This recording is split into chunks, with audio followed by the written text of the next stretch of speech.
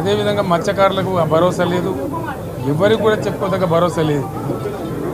ఇందులో విశేషం హైలైట్ ఏంటంటే ఆర్థిక మంత్రి ప్రతి మాటను ఒత్తి ఆ డబ్బు వచ్చినప్పుడు అదేందుకు మహాప్రపంచ విజయంలాగా ఒత్తి చెప్పడం తప్ప కొత్తది ఏమీ లేదు. ఒత్తి పలుకులు పలకడం తప్ప కొత్తగా చెప్పింది ఏమీ లేదు. ఏ ఒక కొత్త సంక్షేమ పథకం కానీ ఏది కూడా లేదు.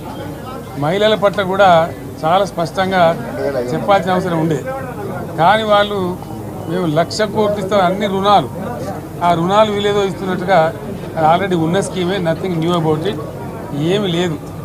వెరసి ఇష్యూ యాజ్ ఏ హోల్. దురదృష్టం ఏంటంటే, చాలా బ్యాడ్ లక్ ఏంటంటే, మేము కూడా ప్రభుత్వం ఏర్పడిన తర్వాత కనీసం ఒక 6 మాసాల సమయం వాళ్ళకి ఇవ్వాలని మేము అనుకున్నాం. నేను కూడా శాసనసభకు పెద్దగా రాలేదు, కానీ ఈరోజు బడ్జెట్ చూస్తే ఏ ఒక్క పాలసీ ఫార్ములేషన్ జరగలేదు. రాష్ట్రానికి సంబంధించినటువంటి ఏ ఒక్క విషయంలో కూడా ఈ అర్బక ప్రభుత్వం ఇప్పటి వరకు పాలసీ ఫార్ములేషనే చేసినట్టుగా కనపడతలేదు. వ్యవసాయం ఉంది, మాకు స్పష్టమైన అవగాహన ఉండే ఈ రాష్ట్రంలో వ్యవసాయ స్థిరీకరణ జరగాలని మేము 2 పంటలకు కూడా ఇచ్చినాం రైతు బంధు. వీళ్ళు ఎగ్గొడతామని చెప్తా ఉన్నారు. మేమేదో రైతులకు ఇచ్చిన డబ్బును దాన్ని పాడు చేసినాము, చెడగొట్టినాము, దుర్వినియోగం చేసామన్న పద్ధతిలో దురదృష్టకరమైన వ్యాఖ్యలు చేస్తూ ఉన్నారు. అంటే ఇది పూర్తిగా రైతు శత్రు ప్రభుత్వం అనేది తెలుస్తూ ఉంది. ధాన్యం కొనుగోలు చేయలేదు, విద్యుత్ సరఫరా చేయడం లేదు, నీరు సరఫరా చేయడం లేదు, చాలా ఇబ్బందులు పెడతా ఉన్నారు. ఇంకా రైతు భరోసా, రైతు బంధు గురించి ఇంకా ప్రస్తావనే లేదు. ఎప్పుడేస్తారని మా ఎమ్మెల్యేలు అడిగితే కూడా కనీసం సమాధానం చెప్తలేరు.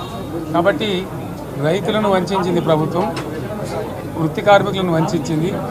ఒక్క పాలసీ, ఇండస్ట్రియల్ పాలసీ ఏమి లేదు. బట్టి గ్యాస్ ట్రాష్ పంచరంగ ఈస్మాన్ కలర్ లాగా చెప్పడం తప్ప, స్టోరీ టెల్లింగ్ లాగా ఉన్నది తప్ప బడ్జెట్ చెప్పినట్టు లేదు.